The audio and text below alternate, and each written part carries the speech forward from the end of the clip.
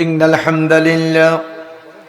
الحمد لله نحمده ونستعينه ونستغفره ونؤمن به ونتوكل عليه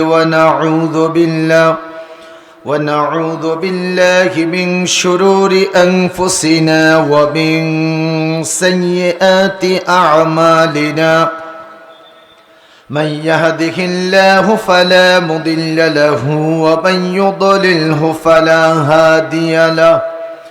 ونشهد أن لا إله إلا الله وحده لا شريك له. ونشهد أن محمدا عبده ورسوله الذي أرسله بالحق بشيرا ونذيرا وداعيا إلى الله بإذنه وسراجا منيرا. فقد قال الله سبحانه وتعالى في القرآن المجيد وفرقانه الحميد: أعوذ بالله من الشيطان الرجيم.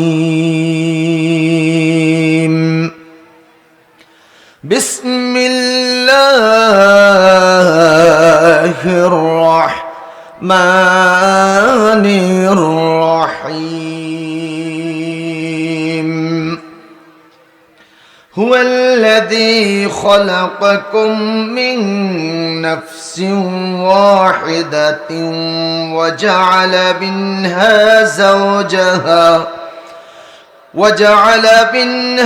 زوجها ليسكن إليها، فلما تغشاها حملت حملا خفيفا فمرت به، فلما أثقلت دعوا الله ربهما لئن آتيتنا صالحا لنكونن من الشاكرين.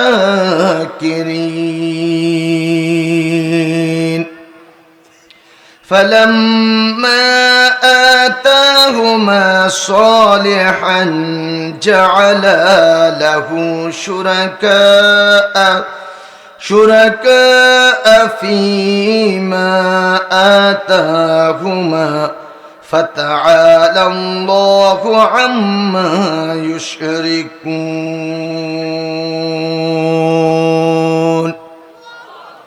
صدق الله العظيم. ومن حديث النبوية صلى الله عليه وسلم عن جابر بن عبد الله رضي الله تعالى عنه قال: قال رسول الله صلى الله عليه وسلم: ثنتان موجبتان. قال رجل: يا رسول الله ما الموجبتان؟ قال رسول الله صلى الله عليه وسلم: من مات يشرك بالله شيئا دخل النار، ومن مات لا يشرك بالله شيئا دخل الجنة. رواه مسلم. وصدق رسوله النبي الكريم. وقال الله سبحانه وتعالى في شان رسوله وحبيبه ومحبوبه مخبرا وآمرا: إن الله وملائكته يصلون على النبي يا أيها الذين آمنوا صلوا عليه وسلموا تسليما আসুন আমরা সবাই দিল খুলে প্রাণ খুলে রাহমাতুল লিল আলামিন সাইয়্যিদুল মুরসালিন আমাদের নবী বিশ্ব নবী হযরত মুহাম্মদুর রাসূলুল্লাহ সাল্লাল্লাহু আলাইহি ওয়াসাল্লামের প্রতি দুরূদ শরীফ পড়ি। আল্লাহুম্মা সাল্লি আলা মুহাম্মাদিন ওয়া আলা আলি মুহাম্মাদ كما صليت على إبراهيم وعلى آل إبراهيم إنك حميد مجيد اللهم بارك على محمد وعلى آل محمد كما باركت على إبراهيم وعلى آل إبراهيم إنك حميد مجيد সবাই আমার সাথে পড়ুন সুবহানাল্লাহি। বলবেন না আপনারা? সবাই পড়েন, এত বরকতময় আমল। সুবহানাল্লাহি ওয়ালহামদুলিল্লাহি ওয়ালা ইলাহা ইল্লাল্লাহু ওয়াল্লাহু আকবার সুবহানাল্লাহি ওয়া বিহামদিহি সুবহানাল্লাহিল আযীম সুবহানাল্লাহি ওয়া বিহামদিহি আদাদা খালকিহি ওয়া রিদা নাফসিহি ওয়া জিনাতা আরশিহি ওয়া মিদাদা কালিমাতিহি। সবাই আমার সাথে পড়ুন লা ইলাহা ইল্লাল্লাহু ওয়াহদাহু লা শারীকা লাহু লাহুল মুলক ওয়া লাহুল হামদ ওয়া হুয়া আলা কুল্লি শাইইন কাদির। শ্যামপুর ইসলামী সমাজ কল্যাণ পরিষদের উদ্যোগে আয়োজিত 2024 সালের 5 দিন ব্যাপী ঐতিহাসিক 27তম তাফসীরুল কোরআন মাহফিলের আজকের চতুর্থ দিবসের সমাপনী অধিবেশন। আজকের এই দিবসের সুযোগ্য সম্মানিত সভাপতি, আপনাদের সর্বজন শ্রদ্ধেয় ব্যক্তিত্ব, আপনাদের প্রিয় মানুষ, আপনাদের হৃদয়ের মানুষ, আপনাদের কলিজার মানুষ জনাব অধ্যাপক মোহাম্মদ রবিউল ইসলাম সাহেব, চেয়ারম্যান 7 নং শ্যামপুর ইউনিয়ন পরিষদ। আমার ভাইয়ের সাথে দেখা হয়েছে, কিছুক্ষণের মধ্যে ইনশাআল্লাহুল আজিজ তিনি স্টেজে তাশরীফ আনবেন। আল্লাহ পাক রব্বুল আলামিন এই গবেষক, এই শিক্ষাবিদ, এই আলেমে দ্বীন এবং জননেতা এই চেয়ারম্যান সাহেবকে তার দ্বীনের খাদেম হিসেবে কবুল করুন, সুস্থতার সাথে নেক হায়াত দারাজ করুন। আমরা সবাই পড়ি আমিন। 5 দিন ব্যাপী ঐতিহাসিক তাফসীরুল কোরআন মাহফিল আয়োজন করেছে শ্যামপুর ইসলামী সমাজ কল্যাণ পরিষদ। এই কমিটির যিনি সভাপতি, তাও আপনাদের প্রিয়জন জনাব সাদিকুল ইসলাম সাহেব। আল্লাহ পাক রব্বুল আলামিন আমার ভাইয়ের খেদমতকেও কবুল করুন, মঞ্জুর করুন। আমরা সবাই পড়ি আমিন। মঞ্চে উপবিষ্ট আছেন সোনা মসজিদ ডিগ্রি কলেজের সুযোগ্য সম্মানিত সহকারী অধ্যাপক, বিশিষ্ট আলেম দ্বীন জনাব হযরত মাওলানা মিনহাজুল ইসলাম সাহেব হাফিজাহুল্লাহ দামাত বারাকাতুহুমুল আলিয়া।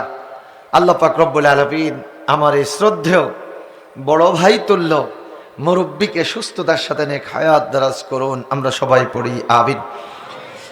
হযরত উলামায়ে কেরাম আমার আশেপাশে বসা সম্মানিত মেহমান বৃন্দ, আমার একান্ত শ্রদ্ধেয় মুরব্বিয়ানে আযম, সমবয়সী বন্ধুগণ, একান্ত প্রিয় যুবকেরা, আমার আদরের স্নেহের তরুণ শিশু এবং কিশোরেরা, সন্তান তুল্য প্রিয় ছেলেরা, পর্দা আলের সম্মানিতা শ্রদ্ধেয়া মা বোনেরা এবং একান্ত স্নেহাস্পদ সন্তান তুল্য প্রিয় মেয়েরা, ঐতিহাসিক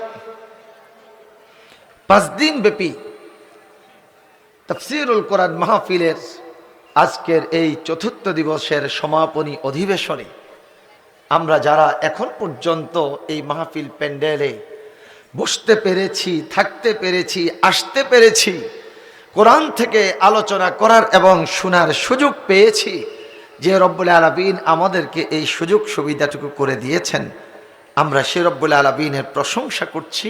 আমরা সবাই পড়ছি আলহামদুলিল্লাহ। প্রিয় বন্ধুগণ, আমরা আজকের এই কোরআনের মাহফিলে আসতে পেরে আমরা কি খুশি না বেজার? এই দিক থেকে একটু শুনতে চাই, আপনারা কি খুশি না বেজার? মাশাআল্লাহ। এবার এই দিক থেকে আপনারা খুশি? মাশাআল্লাহ। আপনারা তাহলে আমরা সবাই খুশি। এবার একটু আওয়াজ করেন তো, আমাদেরকে খুশি করেছেন কে? যে আল্লাহ পাক রব্বুল আলামিন খুশি করেছেন, আমরা সে রব্বুল আলামিনের শুকরিয়া আদায় করতে চাই। আমরা সবাই পড়ি আলহামদুলিল্লাহ। এবার আমার সাথে আপনারা সবাই পড়ুন আল্লাহু আকবার কাবীরান আলহামদুলিল্লাহি কাসীরান সুবহানাল্লাহি বুকরাতাও ওয়া আসীলা।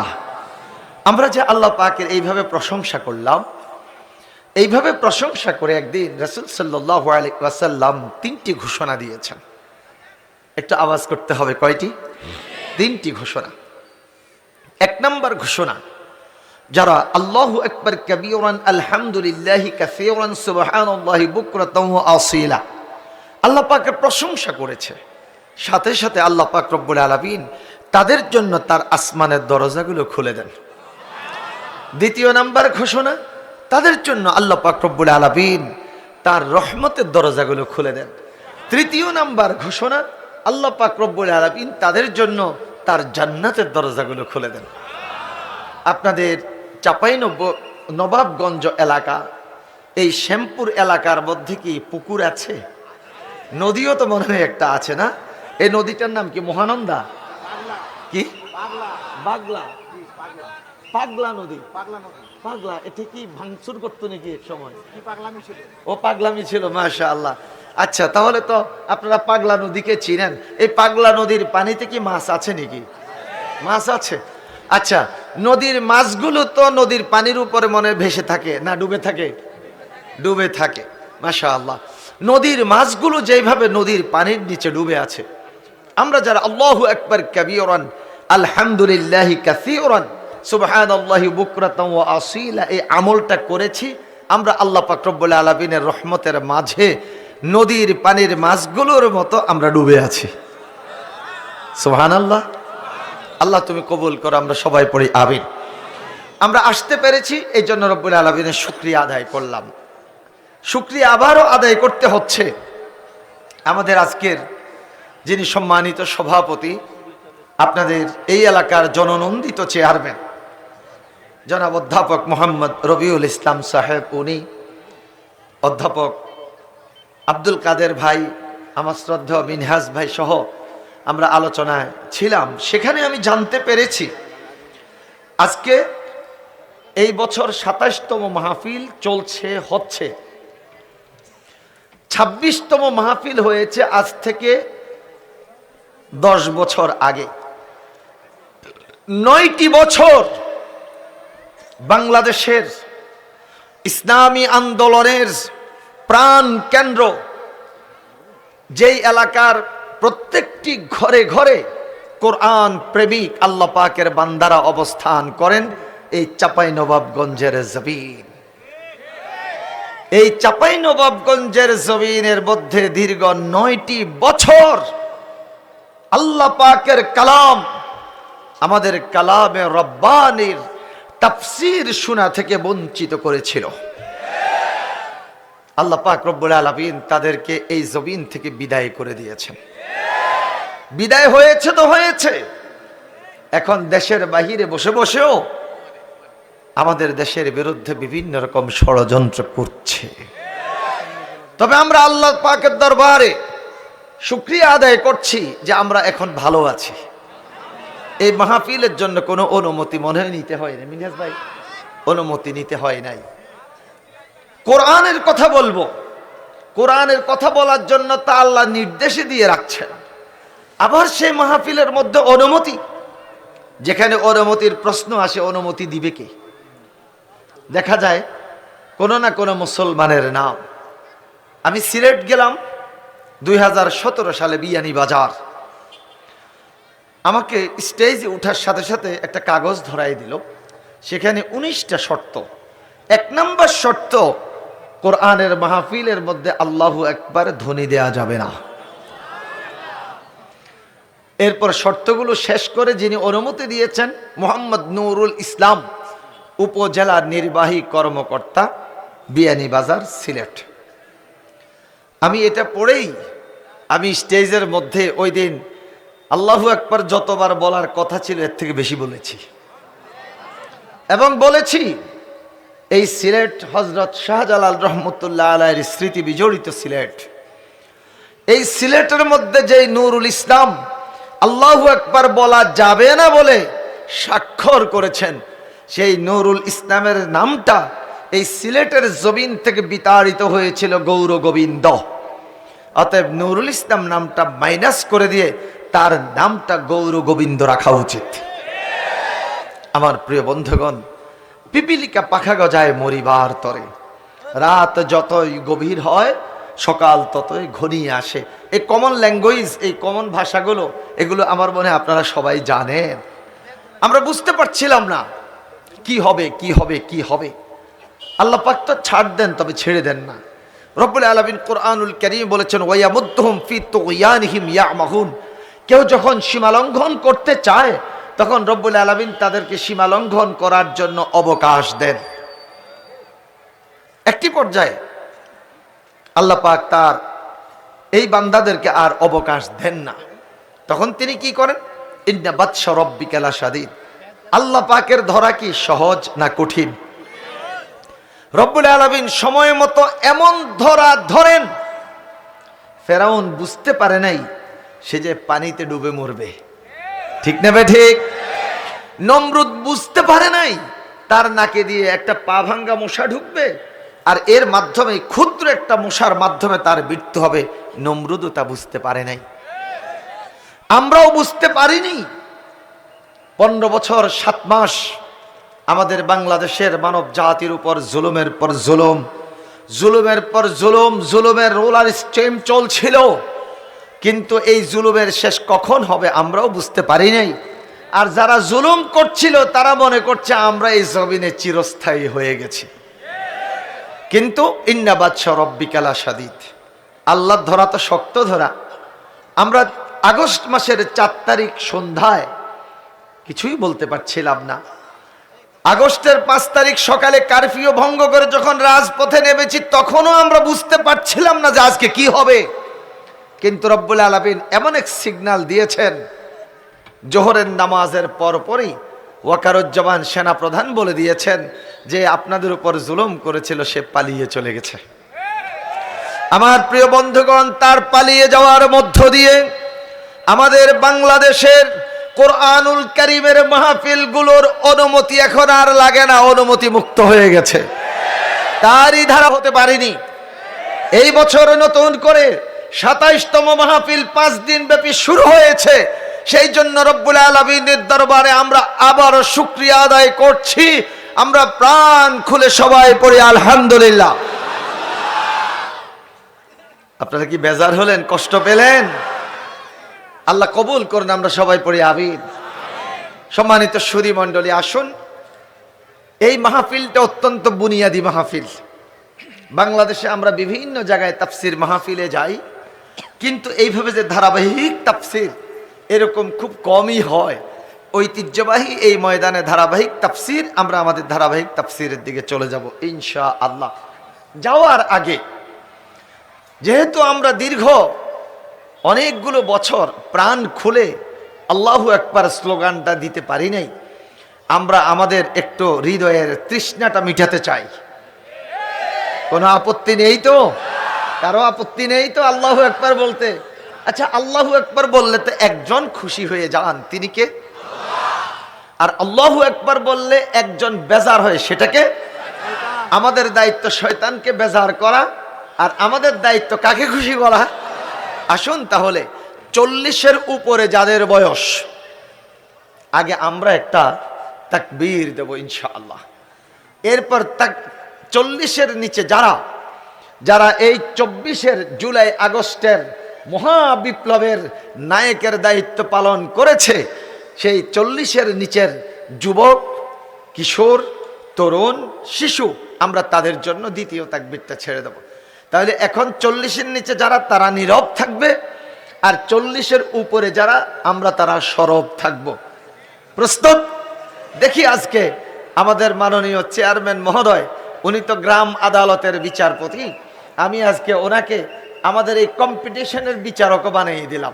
আজকে আমরা বুড়ারা বিজয়ী হই নাকি জোয়ানেরা বিজয়ী হয়? চেয়ারম্যান সাহেব মনোযোগ দিয়ে আপনি খেয়াল করবেন, তাহলে আপনি রায় দিতে সুবিধা হবে।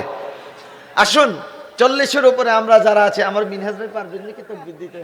মাশাআল্লাহ, মাথা লাগা দিছে, পারবে ইনশাআল্লাহ। বাবাজান পারবেন তো ইনশাআল্লাহ? আচ্ছা, মাশাআল্লাহ। আমরা প্রস্তুত 40-এর উপরে। নারে তাকবীর! মাশাআল্লাহ, মাশাআল্লাহ। দাড়ি পাকা আমার শ্রদ্ধা মুরব্বীরা তাকবীর তো দিয়েছে, তাকবীরের সাথে সাথে হাতও উঠে গেছে। আল্লাহু আকবার। এবার দ্বিতীয় পর্যায়ে আমরা আমাদের স্নেহের 40-এর নিচে যারা আছে, সেই যুবক, তরুণ, কিশোর, শিশু সকলের জন্য ছেড়ে দিচ্ছি। উপরে যারা, এবার আমরা নীরব থাকবো, কেমন? এবার আমাদের 40-এর নিচে যারা, তারা তাকবীরটা দিবে। নারে তাকবীর! এবার আমাদের মাননীয় বিচারক রায় দিবেন, কারা ফার্স্ট হয়েছে। আমাদের সম্মানিত চেয়ারম্যান সাহেব রায় ঘোষণা করেছেন, যুবকেরা ফার্স্ট হয়েছে। আমরা পড়ি আলহামদুলিল্লাহ। যুবকেরা ফার্স্ট হওয়াতে মিনহাজ ভাই কি বেজার নাকি? মিনহাজ ভাই খুশি আছে, বেজার না। শুনেন, ছেলে যদি লেখাপড়া করে বাবার চেয়ে অনেক বড় হয়, তখন বাবা কি বেজার হয়? না, বরং কোথাও গেলে কেউ জিজ্ঞেস না করলেও নিজের থেকে জিজ্ঞেস করে, ভাই আপনার ছেলেটা কি করে? ওই নিজের ছেলের কথাটা বলার জন্য, কিন্তু বলে যে আমার ছেলে তো এই করে, দোয়া করবেন মাশাআল্লাহ আমার ছেলে বিসিএস কমপ্লিট করেছে। মানে আগে নিজে তো বলতে পারে না, আরেকজনের ছেলের কথাটা বের করে দিয়ে এবার মাশাআল্লাহ আলহামদুলিল্লাহ দোয়া করবেন আমার ছেলেটা বিসিএস কমপ্লিট করেছে। বাবা আনন্দের সাথে বলে। কোনো একজন শিক্ষক, প্রাইমারি স্কুলের শিক্ষক, ওনার ছাত্র যদি ইউনিভার্সিটি টিচার হয়, তিনি জায়গায় জায়গায় বলে বেড়ায়, আরে আমি প্রাইমারি স্কুলের শিক্ষক, কিন্তু আমার হাতের গড়া আমার ছাত্র বর্তমান ইউনিভার্সিটি টিচার। উনি গর্ববোধ করে, কি ঠিক না ব্যাঠিক? অতএব 40-এর নিচে তোমরা যারা আছো, তোমরা কেউ আমাদের ছোট ভাই, কেউ আমাদের সন্তান, তোমরা আজকে আমাদেরকে তাকবীরের মাধ্যমে পিছে ফেলে দিয়েছো, এতে আমরা বেজার নয়, আমরা খুশি। হে যুবকেরা, তোমরা এগিয়ে যাও, তোমাদেরকে সিদ্ধান্ত নিতে হবে। এই বাংলার জমিন শুধুমাত্র মুসলমানদের হাতে থাকবে। কোন ধর্মনিরপেক্ষতাবাদী, কোন সেকুলারদের হাতে বাংলার জমিনকে আর ছেড়ে দিতে আমরা চাই না, চাই না, চাই না। ও যুবকেরা কথা বলো, ঠিক দেবে ঠিক?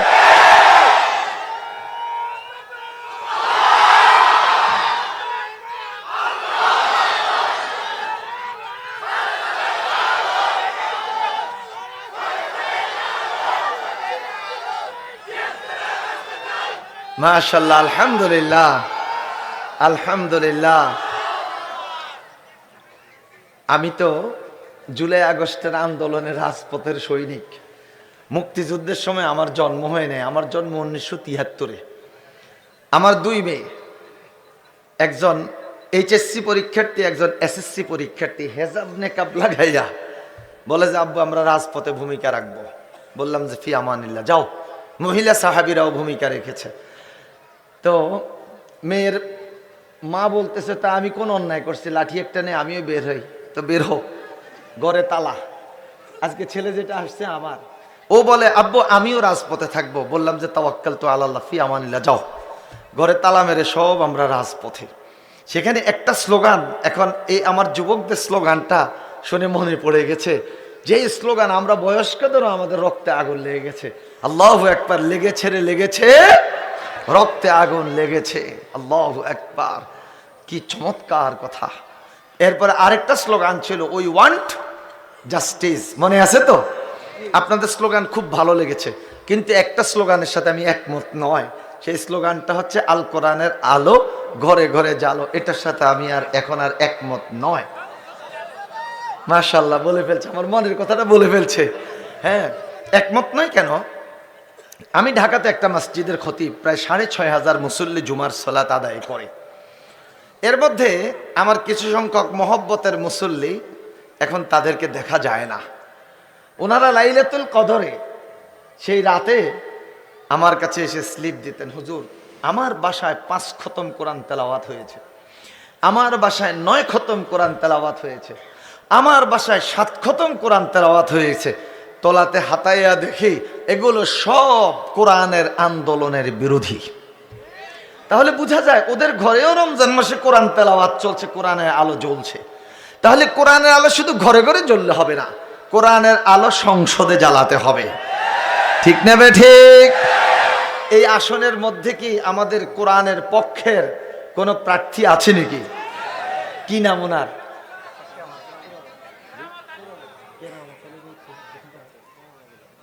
ও আল্লাহ, কেরামত আলী ভাই। এবার তো কেরামত আলী ভাই আমাকে দাওয়াত করে এনেছে ওনার সেমিনারে, সিরাত সেমিনারে। মাশাআল্লাহ, কেরামত আলী ভাই অত্যন্ত যোগ্য ব্যক্তি। তো আমরা আল্লাহর আইন চাই, সৎ লোকের শাসন চাই। এই আসন থেকে আমরা কেরামত আলী ভাইকে বিজয়ী চাই ইনশাআল্লাহ। আল্লাহ তুমি কবুল করো, বলি আমিন। তাহলে এখন একটা স্লোগান দিয়ে আমরা আমাদের মূল আলোচনায় চলে যাব। আল কোরআনের আলো। যারা বলে না ওনারা মনে বেজার, ওনারা তো চেয়ারে বসছে, ওনারা ভিআইপি পাচ্ছে, ওনারা না বললেও চলবে। আমি বলবো আর আপনারা বলবেন, আল কোরআনের আলো। আল কোরআনের আলোতে গড়তে হবে দেশটাকে, আল কোরআনের আলোতে, আল কোরআনের আলোতে। নারে তাকবীর। প্রিয় বন্ধুগণ, আপনাদের এই খানদানি তাফসীরুল কোরআন মাহফিলে আমরা এই কোরআনুল কারীমকে নিয়ে বসেছি। আমার ভাগে পড়ছে সূরা আল আরাফের শেষ রুকু, অর্থাৎ 23 নাম্বার রুকু। আল্লাহ পাক আমাকে যতটুকু তৌফিক দান করেন, আমি আমার আজকের নির্ধারিত আয়াতগুলোর শেষ পর্যন্ত পৌঁছার জন্য চেষ্টা করব ইনশাআল্লাহ। কোরআনুল কারীমের তো একটা আয়াতের ব্যাখ্যা দিয়েও সারা পৃথিবীর মুসলমানরা যদি চেষ্টা করে শেষ করতে কি পারবে? তাহলে এই যে এতগুলো আয়াত আমার ভাগে পড়ছে, 189 থেকে শুরু করে 206 নম্বর আয়াতে কারিমা পর্যন্ত, এতগুলোর আয়াত আমি তো তাফসীর করে শেষ করতে মনে হয় যেন পারবো না। তারপরেও যদি আজকে পুরা রাত আমাদের লেগে যায়, আপনারা কি সময় দিতে পারবেন? পুরা রাত বাড়ি থেকে অনুমতি নিয়ে আসছেন, আবার খাবার যদি বন্ধ করে দেয় হেডকোয়ার্টার। আচ্ছা, যা হোক না, ভয় পাওয়ার কোনো কারণ নেই। পুরা রাত আমরা তাফসীর করব না, আমরা আমাদের নির্ধারিত সময় অনুযায়ী প্রোগ্রাম শেষ করব ইনশাআল্লাহ। এরপরে আমাকে রওনা দিয়ে যেতে হবে ঢাকা। ঢাকা আল্লাহ কখন পৌঁছায় জানি না। আগামীকালকে প্রোগ্রাম হচ্ছে আমার নোয়াখালী। আমার বেশিরভাগ প্রোগ্রাম হয় নোয়াখালী, আর নোয়াখালীর অঞ্চলে যখন প্রোগ্রাম করি তখন আর শুদ্ধ ভাষায় কথা বলি না, বলি যে বাইসা আরে এক গ্লাস হানি দেন। কিছু বুঝছেন নি? বাইসা আরে এক গ্লাস হানি দেন, অর্থাৎ আমাকে এক গ্লাস পানি দেন। এটা হচ্ছে সেখানকার ভাষা। তো একটু আগে যে বলছি নমরুদের নাকে দিয়ে পা ভাঙ্গা মশা ঢুকেছে, নোয়াখালী যদি হইতো তাহলে বলতাম যে নমরুদ্দার নাকে দি ঠ্যাং ভাঙ্গা মশা হাঁদাই গেছে। বুঝতেন? হাচ্ছেন নেই, অর্থাৎ বুঝতে পেরেছেন? এই তো ওই অঞ্চলে আমি আবার একটু আঞ্চলিকতা দিয়ে কথা বলিতে সবাই খুব মজা পায়। আসুন আমরা আমাদের মূল আলোচনার দিকে চলে যাই। যেই কিতাবের তাফসীর হচ্ছে, এই কিতাবখানার নাম কি আপনারা জানেন? মাশাআল্লাহ, আল কোরআন। এই কিতাবখানা নাজিল করেছেন কে? এতে কোনো সন্দেহ নেই, সবাই একমত। আচ্ছা, হে কোরআন, আল্লাহ পাকের প্রিয় বান্দারা বলছেন তোমাকে নাজিল করেছেন আল্লাহ পাক। তুমি একটু তোমার পরিচয়টা দাও, তোমাকে নাজিল করেছেন কে, তুমি পরিচয়টা দিয়ে দাও। প্রশ্নটা রাখলাম, আবেদনটা রাখলাম কোরআনের কাছে। দেখুন কোরআন জানিয়ে দিচ্ছে, তানজিলুম মির রাব্বিল আলামিন।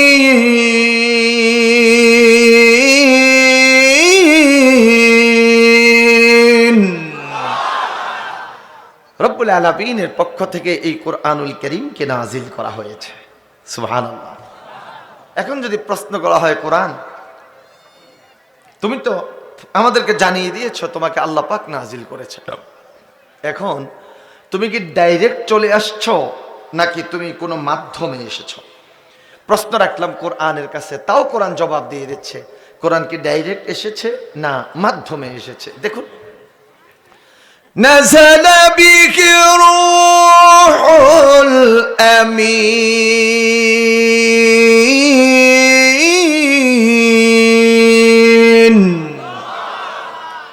আল্লাহ পাক জানিয়ে দিয়েছেন এই কোরআনুল কারীমকে রূহুল আমিন হযরত জিবরাইল আলাইহিস সালামের মাধ্যমে অবতীর্ণ করা হয়েছে। সুবহানাল্লাহ পড়ে। এখন যদি কোরআনের কাছে প্রশ্ন করি, ওহে কোরআন, বেশ জানতে পারলাম আল্লাহ পাক নাজিল করেছেন তোমাকে জিবরাইল আলাইহিস সালামের মাধ্যমে। ও কোরআন, তুমি আমাদেরকে আরেকটু স্পষ্ট করে জানাও তোমার মাঝে কি কোনো প্রকার সন্দেহ আছে? আপনাদের কি মনে হয়? এদিক থেকে একটু বলেন তো, সন্দেহ আছে? এদিক থেকে নাই, সবাই আমরা একমত। হে কোরআন, আল্লাহ পাকের বান্দারা তোমার প্রতি ঈমান রেখে বলছে তোমার মাঝে কোনো সন্দেহ নেই, তাহলে তুমি একটু জানিয়ে দাও তো তোমার মাঝে কি কোনো সন্দেহ আছে? কোরআন জবাব দিচ্ছে, যালিকাল কিতাবু লা রাইবা ফীহি হুদাল লিল মুত্তাকিন।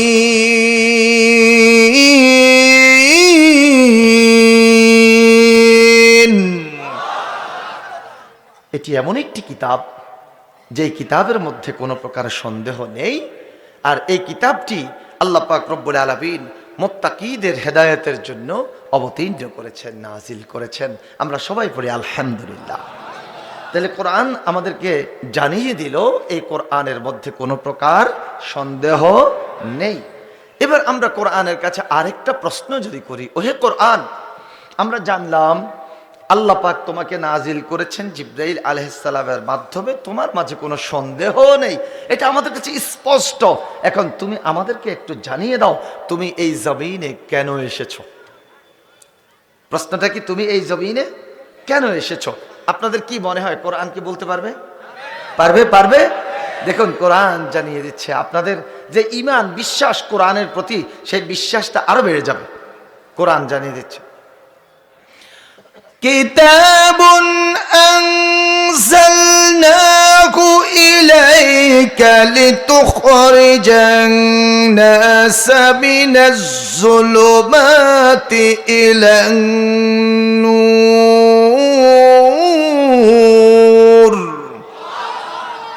ওগো রাসূল, আবার আপনার প্রতি এই কিতাব অর্থাৎ কোরআনুল কারীমকে নাজিল করা হয়েছে লিতুখরিজান নাসা মিনাজ যুলুমাতি ইলান নূর, আপনি যাতে করে কুফরির অন্ধকার থেকে ইসলামের আলোর দিকে মানব জাতিকে নিয়ে আসতে পারেন, সেই জন্যই এই কোরআনুল কারীমকে নাজিল করা হয়েছে। সুবহানাল্লাহ পড়েন। এবার আসুন, আল্লাহ পাক অন্ধকার থেকে আলোর দিকে আনার জন্য এই মানুষগুলোকে এই কোরআনুল কারীমকে নাজিল করেছেন। যারা এই কোরআনের আলোকে সহ্য করতে পারে না, কোরআনের তাফসীর এই শব্দটা শুনলে গায়ের মধ্যে চুলকানি, জ্বালা পোড়া, খাউজানি শুরু হয়ে যায়, এই মানুষগুলো কারা? যারা এই কোরআনের আলোকে সহ্য করতে পারে না। এরকম কি জমিনে কি এরকম কোনো মানুষ আছে?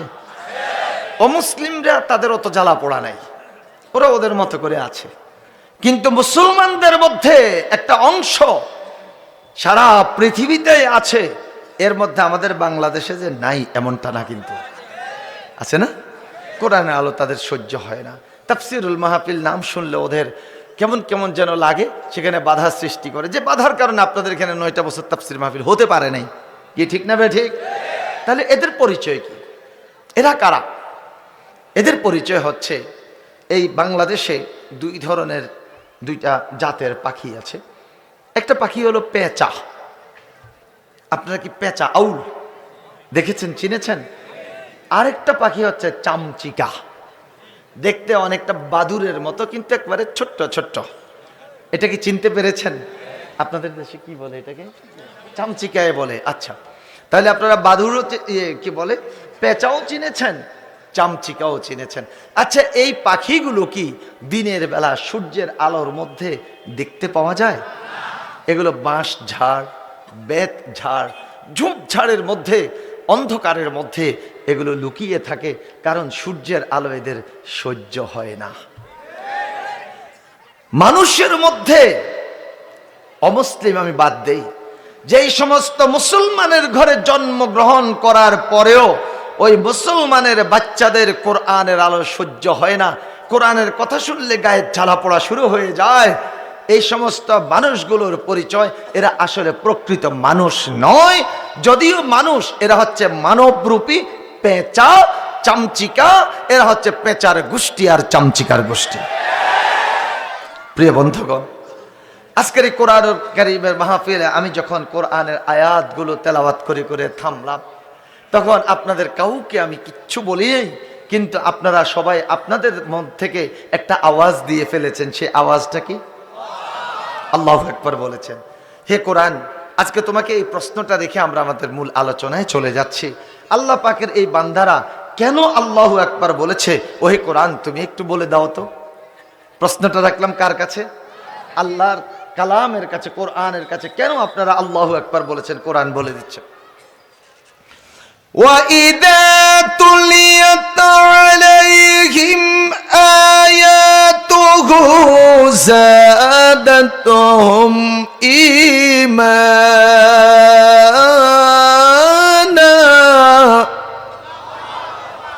وَعَلَى رَبِّهِمْ يَتَوَكَّلُونَ।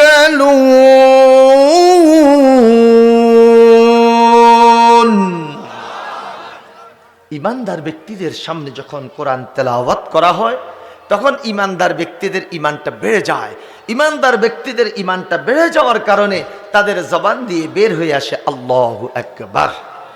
তাহলে আমি এই কোরআনুল কারীমের আয়াত দিয়ে আজকে আপনাদের এই মাহফিলে এই কথাটুকু বলে যেতে পারি, সেটা হলো, এখানে আপনারা যারা বসে আছেন, আপনারা প্রত্যেকেই সচ্চা ইমানদার। আল্লাহ তুমি কবুল করো। সম্মানিত সুধী মণ্ডলী, এখন আরবিতে এটাকে সুয়ালে মুকাদ্দার বলা হয়। বক্তা নিজে প্রশ্ন করে প্রশ্নের জবাব দেয়া।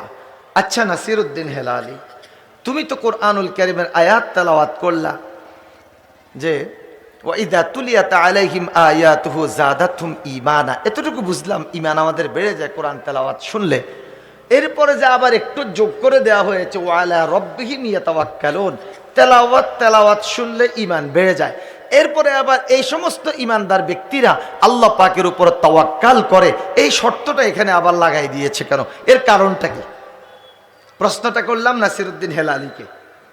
তাহলে আপনাদের কি জবাবটা শুনতে ইচ্ছে হয়? ইমানের পর কেন এই ইমানদার ব্যক্তির আল্লাহর উপর তাওয়াক্কাল করবে? যারা খাঁটি ইমানদার, যারা ইমানের স্বাদ পেয়েছে, ক্বালা রাসূল। আমাদের দেশে ইমানের উপর অটল থাকার কারণে, ইমানের দাবি পূরণ করা, অর্থাৎ আল্লাহর এই জমিনে আলা লাহুল খালকু ওয়াল আমর, বিশ্বজাহান সৃষ্টি জগৎ যার, ক্ষমতাটা চলবে কার?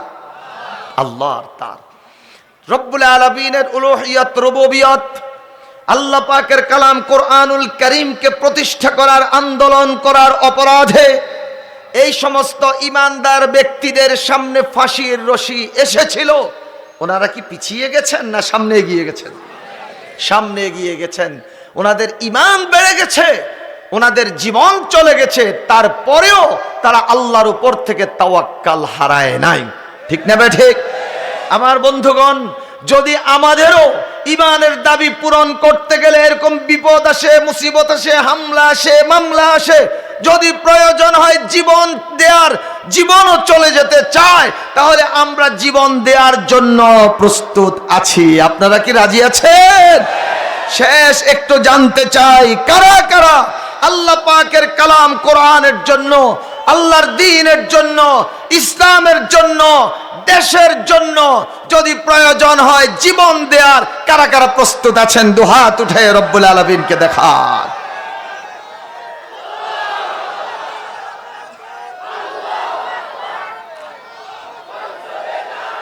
আল্লাহ, তুমি তোমার এই বান্দাদের হাতগুলোকে কবুল করো।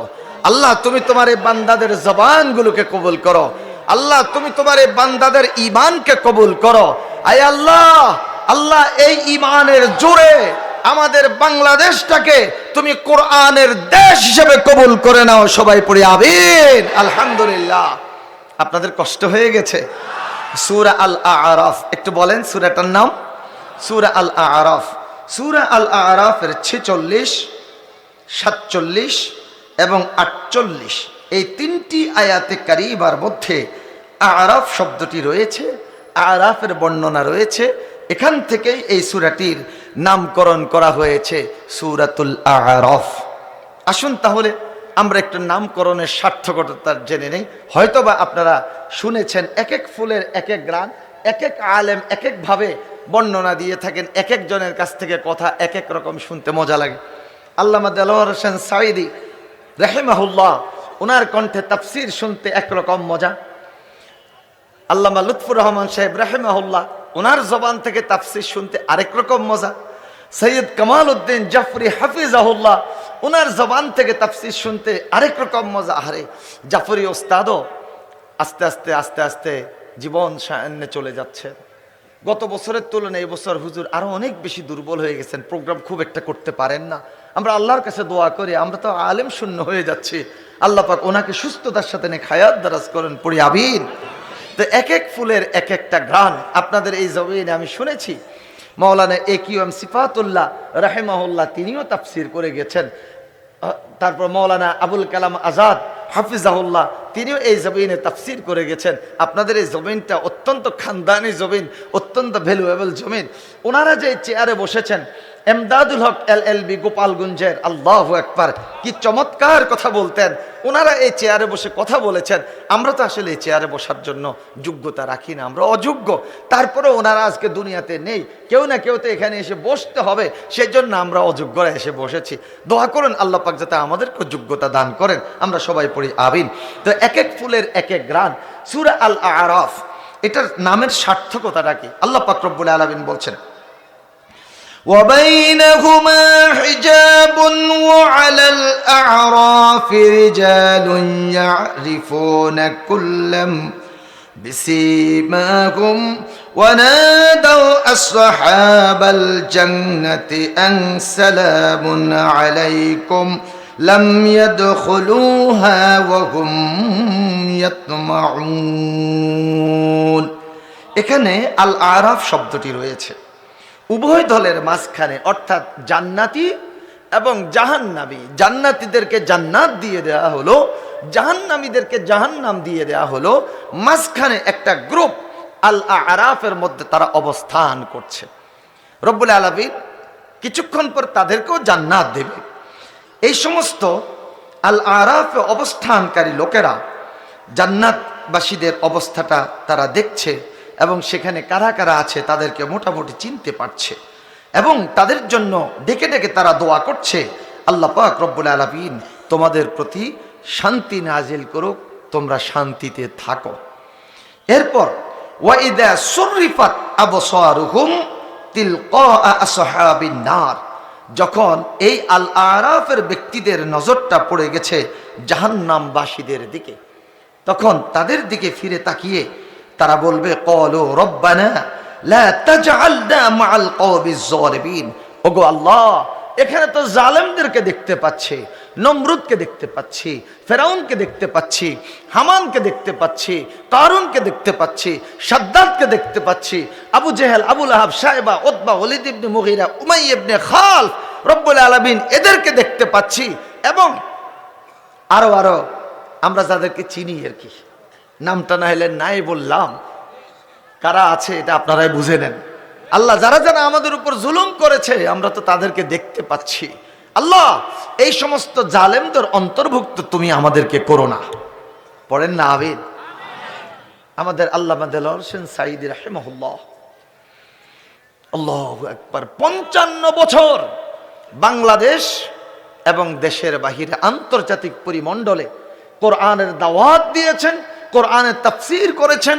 ওনার আলোচনা শুনে দেশি প্রবাসী এবং বিদেশি, প্রবাসী বলেছি এই জন্য আমাদের দেশের লোক যারা বিদেশে থাকে তারা হলো প্রবাসী, আর যারা বিদেশি তারা তো হলো বিদেশি। তো দেশি, প্রবাসী এবং বিদেশি অসংখ্য অমুসলিম ইসলাম কবুল করেছেন। তার নাম হচ্ছে মুহাম্মদ দেলোয়ার হোসাইন সাঈদী। 1971 সালে লিবারেশনের সময় দেলু শিকদার নামে এক কুলাঙ্গার ফিরোজপুরের বিভিন্ন অন্যায়মূলক কাজ করেছিল। লিবারেশনের সময় সে মার্ডার হয়েছে, সে নিহত হয়েছে, সে মারাও গেছে।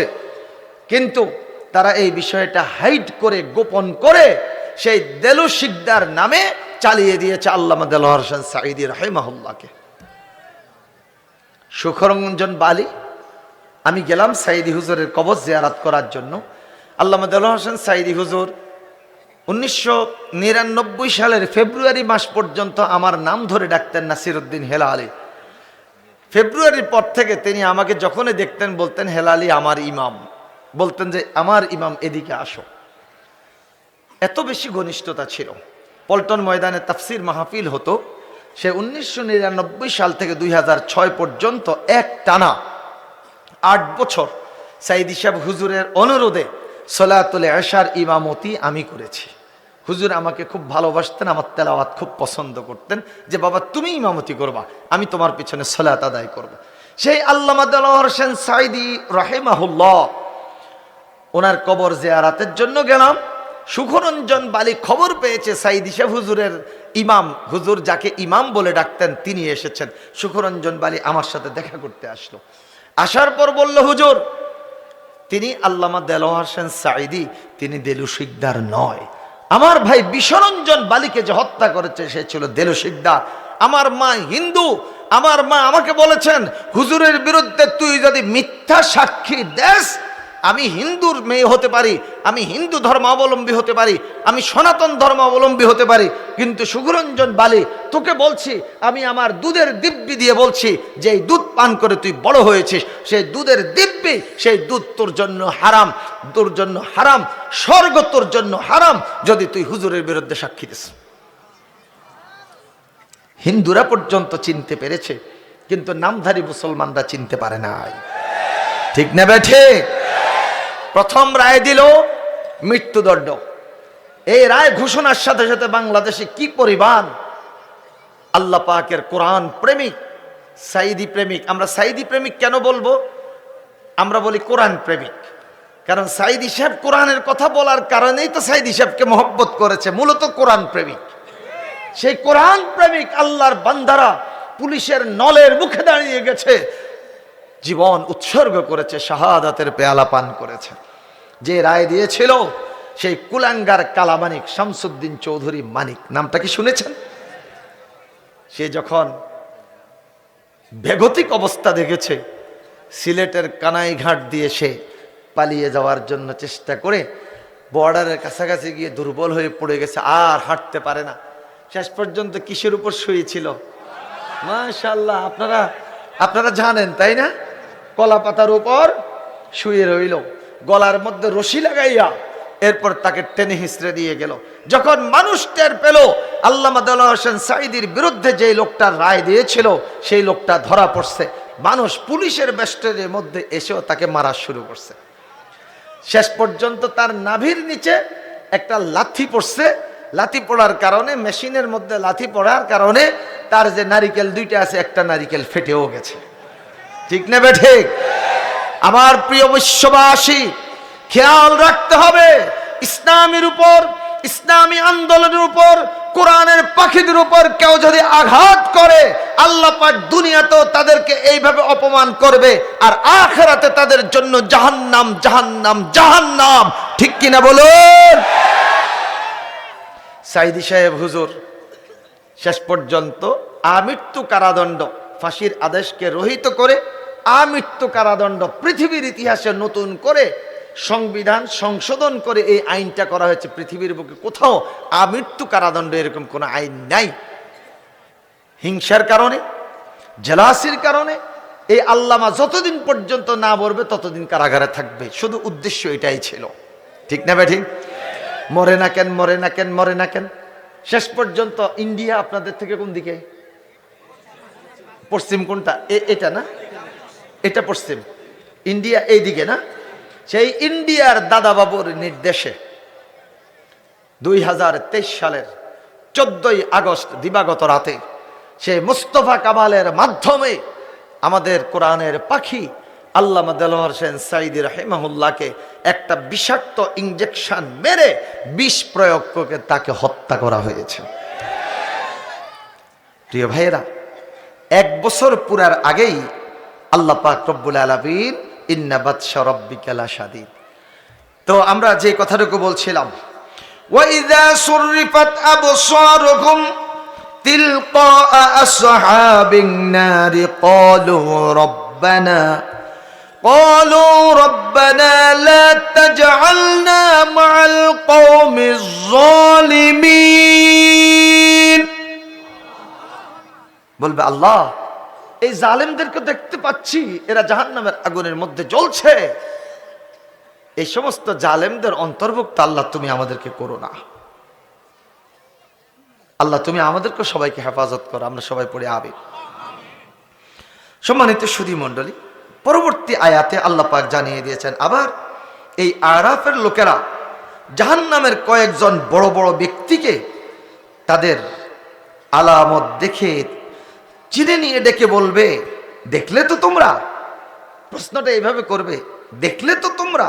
ক্বালু মা আগনা আনকুম জামউকুম, দুনিয়াতে তোমরা যে সম্পদ সঞ্চয় করেছ, জমা করেছে, সম্পদ তোমাদের কোনো কাজে আসে নাই।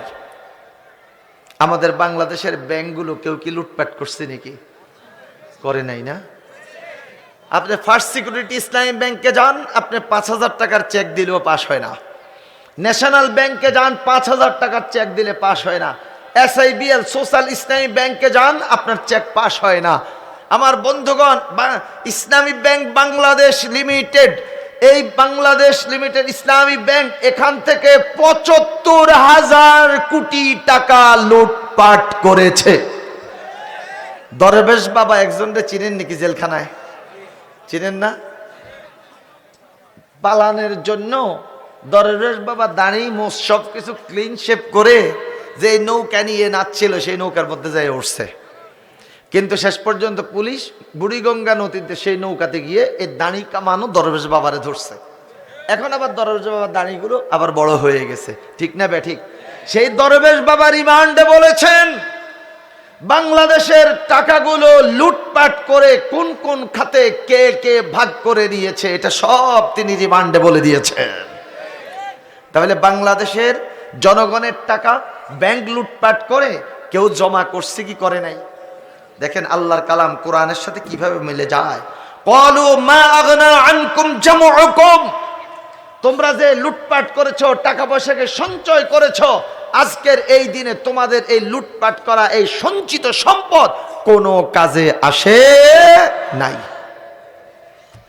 এরপর ওয়া কুনতুম তাস্তাকবিরুন, তোমরা জমিনে নিজেদেরকে খুব বড়ত্ব প্রকাশ করতে, নিজেরা অনেক কিছু, এটা দুইটা অর্থ। একটা হলো তোমরা অহংকার করতে, নিজেদেরকে তোমরা অনেক বড় মনে করতে, নিজেদেরকে অনেক বড় বড় নেতা মনে করতে, কিন্তু লাভটা কি হলো? আজকে তো তোমরা সব জাহান্নামে। আচ্ছা, আজকে আমরা এখানে যারা আছি, আমরা জাহান্নামে কি কেউ যেতে চাই? আমরা যেতে চাই না। আমরা ওই ধরনের নেতাদের আনুগত্য করতে চাই না। যেই সমস্ত নেতারা ঠেকবাজি করে, চাঁদাবাজি করে, ধান্দাবাজি করে, দেশের সম্পদ লুটপাট করে, মানুষ খুন করে, নারী নির্যাতন করে, যুবতীদের সম্ভ্রম হানি করে, আমরা এই সমস্ত নেতা